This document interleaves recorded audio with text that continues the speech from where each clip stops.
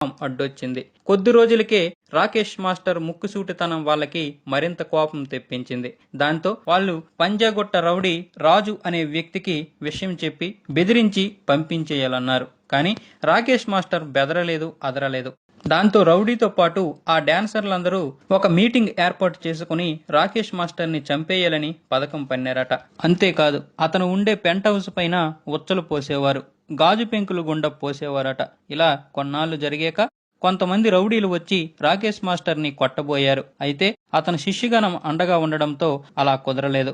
రామారావుపై రాజకీయాలు భారీగానే సాగుతున్నాయని ముక్కురాజు మాస్టర్ కి తెలిసి అతన్ని పిలిపించి, ఇక నువ్వు ఇక్కడ ఉండకు రామారావు, ఇక్కడే ఉన్నావంటే నిన్ను ఎలాగైనా వాళ్ళు చంపేస్తారు, నేను ఏమీ చేయలేను, కాబట్టి నువ్వు వెళ్ళిపోయి నీ కాళ్లపై నువ్వు బ్రతుకు అని సముదాయించి పంపించేశారు.